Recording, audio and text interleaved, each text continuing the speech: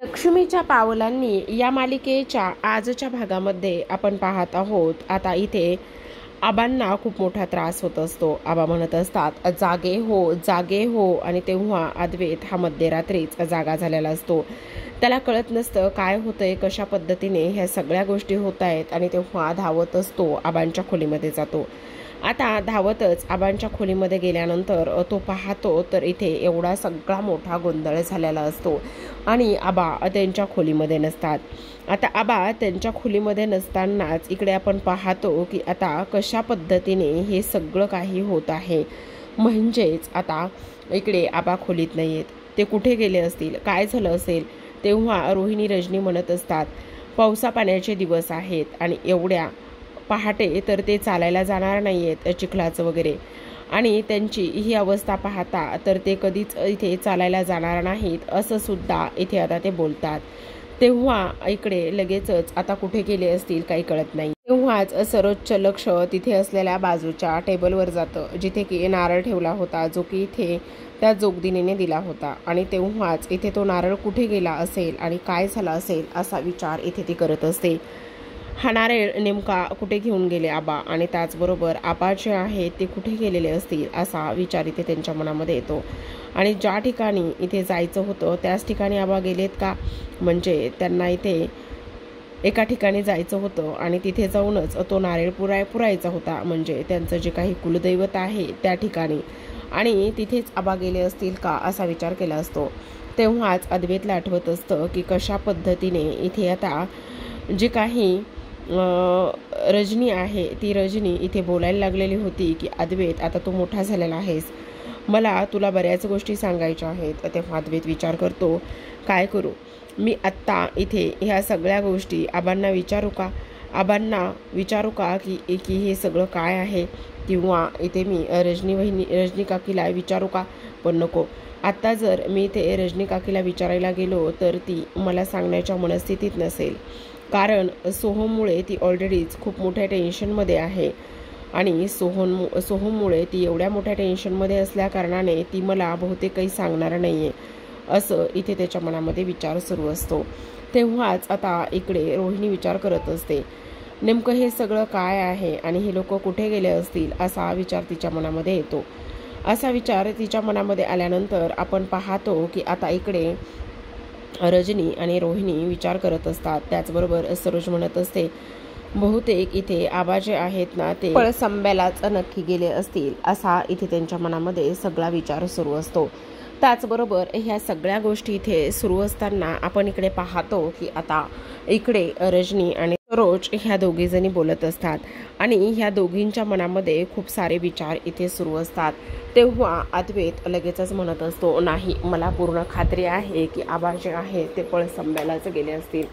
काही करून मला इथे आबांना जाऊन शोधलंच पाहिजे असा इथे तो विचार करत असतो. तेव्हाच आता रोहिणी म्हणत असते म्हणजे आबा नेमके कुठे गेलेले आहेत, का गेलेले आहेत, त्या रोहिणीच्या मनामध्ये विचार येतो. आणि तेव्हाच आता इकडे सरोज म्हणत असते हे बघ रजनी, नको एवढा विचार करूस, आणि त्याचबरोबर आता अद्वैत गेला आहे ना शोधायला, मग तू नको काळजी करूस आणि सगळं व्यवस्थित होईल. आता लगेचच रोहिणी म्हणत असते मी दरवाजा बंद करून येते. आणि रोहिणी दरवाजा बंद करायला जाते तर तिच्या लक्षात येतं की तिने ठेवलेला जो नारळ आहे तो तिथे जाग्यावरती आहे की नाही तो तिला पाहायचा असतो, आणि त्यामुळेच ती इथे बाहेर जाण्याचा प्रयत्न करते. आणि बाहेर जाऊन पाहते तर इथे तिला बराच वेळ नारळ शोधल्यानंतर सुद्धा इथे तिला नारळ सापडत नाही, आणि तेव्हाच नारळ कुठे गेला असेल असा विचार ती करते. तर तिथेच झाडाच्या कुंडीच्या बाजूला एक नारळ असतो, तो ती नारळ हातामध्ये घेते, आणि तो नारळ इथे हातामध्ये घेतल्यानंतर पाहते तर तो जो नारळ आहे तो तिने ठेवलेला नारळ नसतो, तर त्या नारळामध्ये खूप सारा बदल इथे झालेला असतो. म्हणजे जो नारळ इथे त्या जोगदिनीने दिलेला असतो तो नारळ इथे नसतो, आणि जोगदिनीने दिलेला नारळ इथे नसल्यामुळे ती विचार करत असते की हे नेमकं काय आहे, म्हणजे ह्या सगळ्या गोष्टी कशा झालेल्या आहेत. जो जोगदिनीने दिलेला नारळ आहे तो तर इथे नाही आहे, मग हा नारळ कोणता आहे? जोगदिनीने दिलेल्या नारळाला तर इथे हळदी कुंकू लागलेलं होतं, हे कसं शक्य आहे असा इथे ती विचार करत असते. तेव्हा लगेचच आता इथे पळसंब्याला जाण्यासाठी ती तयार होते. ती म्हणत असते, नाही, मला तिथे जाऊन जे काही चाललेलं आहे ते सगळं इथे पाहायचं आहे, त्या सगळ्या गोष्टी इथे शोधाशोध करायच्या आहेत असा इथे ती विचार करत असते. तेव्हाच आपण इकडे पाहतो की आता रजनी पळसंब्याला निघालेली असते. आता लगेचच ती इकडे नैनाला कॉल करते. आता नैनाला कॉल केल्यानंतर आता लगेचच ती नैनाशी बोलत असते.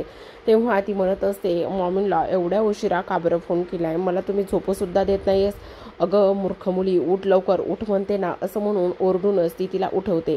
आता इथे ती उठत असते आणि ती उठल्यानंतर काय झालेलं आहे असं विचारते. हे बघ, मी पळसंब्याला चालले. कुठे चालल्या? पळायला? का पळताय पण तुम्ही आत्ता? ए मूर्ख मुली, मी पळसंब्याला चाललेला आहे, पळसंब्याला, आणि आबा डॅड तिकडे गेलेले आहेत, मला तिकडे जायचं आहे असं इथे ती बोलते. आता आम्ही तुला नीट काय सांगते ते व्यवस्थित ऐक. आणि तेव्हा ती म्हणते, काय सांगणार आहात ते तरी बोला.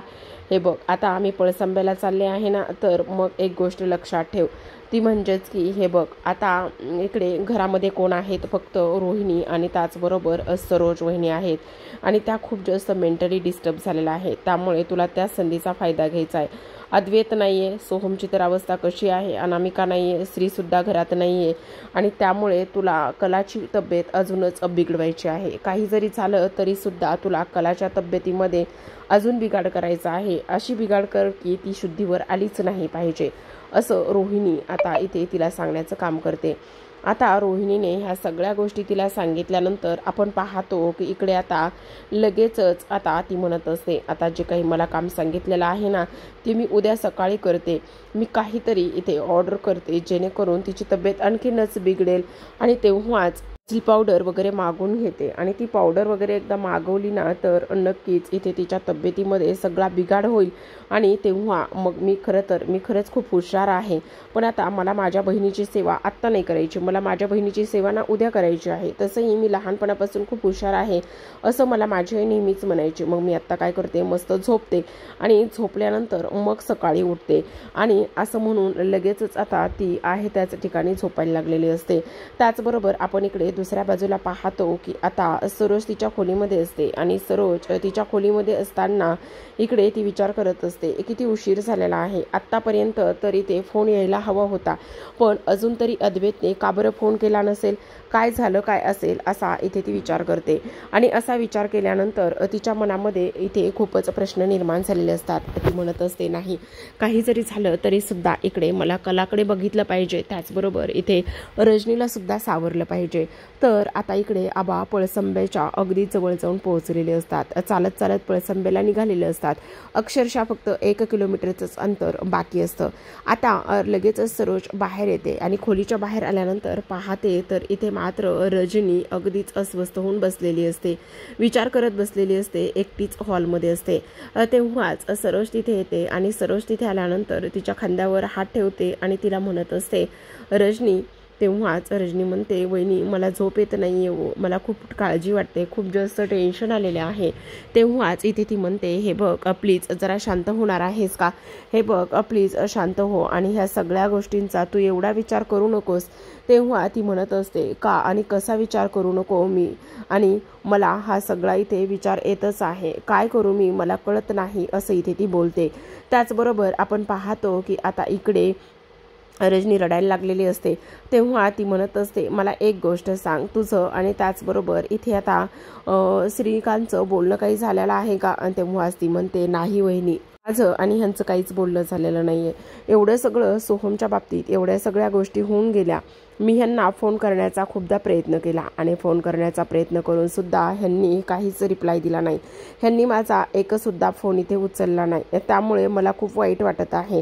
आणि सोबतच सगळ्यात महत्त्वाची गोष्ट सांगू का वहिनी, एवढं सगळं सोहमच्या बाबतीत झालेलं आहे, एवढे सगळे मी फोन केले पण त्यानं काहीच नाही फरक पडला.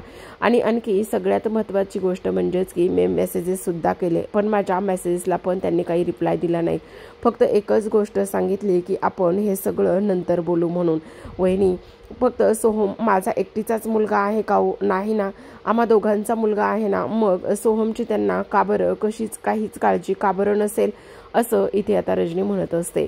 वहिनी मला खरंच सांगू का, खूप जास्त टेन्शन आलंय आणि मला खूप जास्त वाईट सुद्धा वाटतंय असं सुद्धा आता इथे ती बोलते. ह्या सगळ्या गोष्टी बोलल्यानंतर इकडे मात्र लगेचच आता सरोज तिला समजवत असते, पण रजनी रडायला लागलेली असते. वहिनी मला खूप काळजी वाटते, ह्या सगळ्या गोष्टी कशा काय होत आहेत हे तुम्ही बघताय ना, त्यामुळेच मला खूप काळजी आणि खूप टेन्शन आलेलं आहे. आणि तेव्हाच इकडे आता सरोज तिला म्हणत असते, नको काळजी करूस, प्लीज जरा शांत हो आणि एवढी काळजी करण्याची काही गरज नाहीये. त्याचबरोबर सगळं काही व्यवस्थित होईल. आबा गेलेले आहेत ना पळसंब्याला आणि त्यामुळे सगळं व्यवस्थित होईल, तू नको काळजी करूस असं सुद्धा आता इथे ती बोलते. त्याचबरोबर रजनी म्हणत असते, नाही वहिनी, तो शाप तर इथे खरा होणार नाही ना. तो शाप जर खरा झाला तर मग मात्र सगळं काही इथे विस्कटून जाईल, सगळ्या गोष्टी इथे धुळीस मिळतील असं सुद्धा आता इथे ती बोलते. त्याचबरोबर आपण पाहतो की आता इकडे ती म्हणत असते, नाही काही नाही होणार आहे, तो शाप ना खरा होणार आहे ना काही होणार आहे, तू अजिबातच इथे काळजी करू नको, समजलं तुला. आणि त्याहूनही सगळ्यात महत्त्वाची गोष्ट म्हणजेच की हे बघ, जे काही होतंय ना त्या गोष्टी आपण इथे टाळू शकत नाही आणि त्यामुळे जे होतंय ते इथे होऊच द्यावं लागणार आहे, त्यामध्ये आपल्याला काहीही करता येणार नाही, समजलं तुला, असं सुद्धा आता इथे ती बोलत असते. त्याचबरोबर आपण पाहतो की आता इथे सरोजने तिला आधार दिलेला असतो आणि ती तिला म्हणत असते की आता सगळ्यात महत्त्वाची एक गोष्ट आहे आणि ती म्हणजेच की आता इकडे प्रार्थना करणे, देवाकडे प्रार्थना करत राहणं खूप जास्त महत्त्वाचं आहे असं सुद्धा इथे ती बोलत असते. त्याचबरोबर आपण पाहतो की आता इकडे जी रोहिणी आहे ती इकडे निघालेली असते आणि रोहिणी इकडे निघाल्यानंतर इकडे मात्र ती एका गोष्टीचा विचार करते. ती म्हणत असते की काही जरी झालं तरी सुद्धा ही जी समोरची गाडी आहे ना, त्या समोरच्या गाडीच्या आपल्याला मागे मागे जायचंय, ती समोरची गाडी अजिबातच पुढे गेली नाही पाहिजे, काही जरी झालं तरी सुद्धा इथे ती गाडी इथे पुढे गेली नाही पाहिजे असा इथे ती विचार करत असते. तेव्हाच आता इकडे पळसंबे अगदी 0 किलोमीटरवर येऊन पोहोचलेलं असतं आणि आबा तिथपर्यंत जाऊन पोहोचलेले असतात. त्याचबरोबर आपण पाहतो की आता इकडे त्यांच्या हातामध्ये तो नारळ असतो आणि आबा तिथेपर्यंत जाऊन पोहोचतात. तर इकडे दुसऱ्या बाजूला पाहतो की इकडे आता संगीता तिच्याशी बोलत नसते आणि संगीता तिच्याशी न बोलत असल्यामुळे आता इकडे जी काजल आहे ती तिच्याशी म्हणत असते, आई प्लीज तू हे काय करत आहेस, माझ्याशी काय ह्या गोष्टी तू इथे बोलत नाहीयेस, काय झालेलं आहे, बोल ना प्लीज, असं इथे ती बोलत असते. आणि ह्या सगळ्या गोष्टी इथे ती बोलल्यानंतर आपण पाहतो की आता लगेचच इकडे काजल म्हणत असते, अगं ह्या सगळ्या गोष्टीमध्ये माझ्या एकटीची काही चूक नाहीये, पण इकडे मात्र संगीता म्हणत असते, तू आम्हाला कुठे तोंड दाखवायला सुद्धा जागा ठेवली नाहीयेस, तू खूप जास्त चुकीचं वागलेले आहेस, आमचं तोंड काळं केलेलं आहेस, त्याचबरोबर तू अशा पद्धतीने वागशील असं आम्हाला अजिबात वाटलं नव्हतं. आणि त्याचबरोबर सगळ्यात महत्त्वाची गोष्ट म्हणजेच की तू अशी का वागलीस आणि हे सगळं का केलंस मी असं तुला विचारणार नाही आहे, कारण तुझी चूकच तेवढी मोठी आहे. आणि त्याचबरोबर आता आम्ही ते कलेला काय तोंड दाखवायचं, माझ्या कलेला तुझ्यामुळे तिच्या सासरमध्ये काही त्रास होता कामा नये, समजलं. आणि इथे पुन्हा मला तू बोलायला सुद्धा येऊ नको आणि ह्या सगळ्या गोष्टीच्या भानगडीमध्ये सुद्धा तू इथे पडू नको असं सुद्धा आता इथे ती बोलत असते. त्याचबरोबर आपण पाहतो की आता इकडे सरळ सरळ असं धमकी दिलेली असते. तर इकडे मात्र आता किचनमध्ये नैना आलेली असते आणि किचनमध्ये नैना आल्यानंतर तिला आता कलाची तब्येत बिघडवायची असते आणि म्हणूनच तिचे हे सगळे प्रयत्न सुरू असतात. आता किचनमध्ये ती आल्यानंतर इथे सुवर्णा किचनमध्ये काम करत असते. आता तेवढ्यातच इथे नैना येते आणि नैना म्हणते, काय करते सुवर्णा, माझ्यासाठी मस्त कडक कॉफी बनवतेस का? तेव्हा ती म्हणत असते, हो मॅडम, मी तुमच्याकरिता मस्त कडक अशी कॉफी बनवते. असं म्हटल्यानंतर ती आता लगेचच इथे कडक कॉफी बनवायला घेत असते आणि कडक कॉफी बनवल्यानंतरच आता इकडे आपण पाहतो की लगेचच आता ती म्हणते, अगं मला ना आज एका कार्यक्रमाला जायचं आहे, मग तू माझी इथे साडी इस्त्री केलीस का? तेव्हाच इथे ती म्हणते, मॅडम कुठली साडी तुम्ही मला इस्त्री करायला सांगितली होती, मला तर काहीच आठवत नाही. अगं असं काय करतेस, मी तुला एक साडी इस्त्री करायला लावली होती ना. अच्छा, इस्त्री करायला लावली होती, मग मी नाही केली, मग जा पटकन साडी इस्त्री कर आणि मी इथे कलासाठी मस्त मसाला दूध बनवते, जा बरं पटकन. बरं ठीक आहे, मी तुमच्याकरिता एवढी कॉफी बनवते आणि मग जाते. नाही नाही, आत्ताच जायचं आहेस तू, समजलं. आता असं म्हटल्यानंतर शेवटी तिच्याकडे कुठलाच पर्याय शिल्लक राहत नाही आणि तिच्याकडे कुठलाच पर्याय शिल्लक न राहिल्यामुळे आता लगेचच ती जी सुवर्ण आहे ती तिथून निघून जाते। तर आता नैना त्याच संधीचा फायदा घेत असते। आता नैनाने त्या दुधामध्ये असं पावडर मिक्स केलेलं असतं आणि ते पावडर इथे मिक्स केल्यामुळे कलाची तब्येत जी आहे ती इथे बिघडणार असते आणि इथे आता मसाला दूध घेते आणि त्यामध्ये ती पावडर इथे मिक्स करण्याचं ती काम करत असते। ती म्हणत असते, माझी लाडकी बहीण आज ह्या जगातून कायमचा निरोप घेईल किंवा लवकरच तिच्या तब्येतीमध्ये अतिशय बिघाड होईल, जेणेकरून ती स्वतःच्या पायावर सुद्धा उभी राहू शकणार नाही। असंच मी आता इथे करणार आहे। खूप पुढे आणि खूप काही गोष्टी करण्याची सवय आहे ना हिला, मग बघच आता मी इथे काय करते आणि कशा पद्धतीने ह्या सगळ्या गोष्टी करते, असं इथे ती बोलते। त्याचबरोबर आपण प्रेक्षकांनो पाहतो की आता इकडे दुसऱ्या बाजूला आबा हे पळसंब्याला जाऊन पोहोचलेले असतात आणि आबा तिथपर्यंत जाऊन पोहोचल्यानंतर इकडे आपण पाहतो की आता आबांची अगदीच इथे अवस्था खूपच नाजूक झालेली असते। अद्वैत सुद्धा त्यांच्या पाठीमागे आलेलाच असतो। आता हे त्यांचं कुलदैवत आहे आणि तिथपर्यंत ते येऊन पोहोचलेले असतात। आता पळसंब्याच्या देवी समोर येतात आणि आल्याबरोबरच देवीकडे प्रार्थना करतात। ते म्हणत असतात, हे अंबाबाई, इथे जे काही विघ्न आहे ते विघ्न माझ्यावर येऊ देत आणि त्याचबरोबर ज्या काही गोष्टी ते घडायच्या आहेत त्या माझ्यासोबत घडू देत। काही जरी झालं तरी सुद्धा ह्या सगळ्या गोष्टी तू माझ्यावर येऊ देत। आता इथे अद्वैत सुद्धा येऊन पोहोचलेला असतो। अद्वैत पाठोपाठच इकडे मात्र रोहिणी सुद्धा येऊन पोहोचलेली असते आणि अद्वैत पाठोपाठ रोहिणी सुद्धा येऊन पोहोचल्यानंतर आपण पाहतो की आता इकडे लगेचच आबा तिथे जातात। अद्वैत म्हणत असतो, हे सगळं काय आहे आणि त्याचबरोबर आबा इथपर्यंत येऊन का आणि कशासाठी पोहोचले आहेत हे तर मला इथे कळत नाही किंवा कळायला मार्ग सुद्धा नाही, असं सुद्धा आता इथे ते बोलत असतात। त्याचबरोबर आपण पाहतो की आता इकडे जे आबा आहेत ते एका गोष्टीचा विचार करत असतात।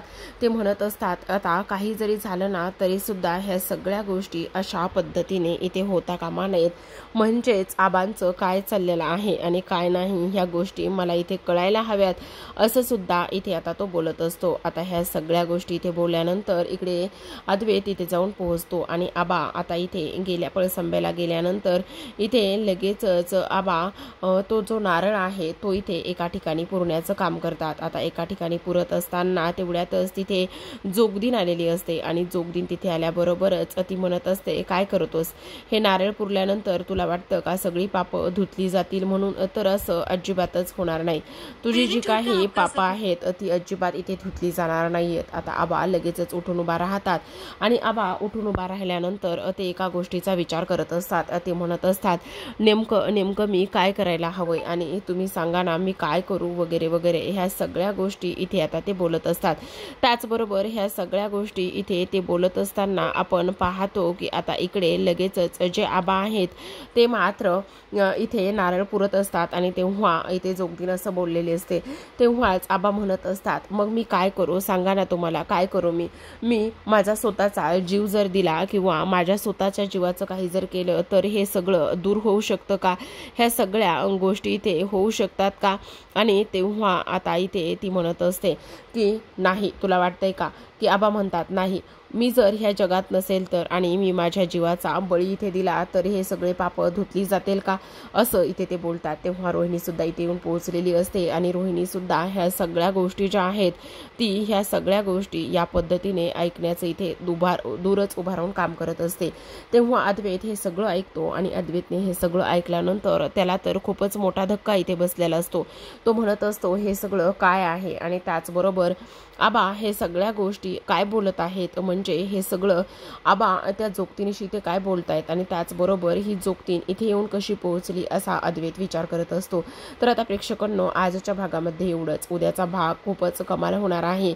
इथे रोहिणीने सांगितल्याप्रमाणे इथे नैनाने कलाच्या दुधामध्ये देऊन तिला इथे खूपच गोंधळ केलेला असतो आणि ह्या सगळ्या गोष्टी इथे केल्यानंतर आता कलाला इथे हॉस्पिटलमध्ये घेऊन गेलेले असतात।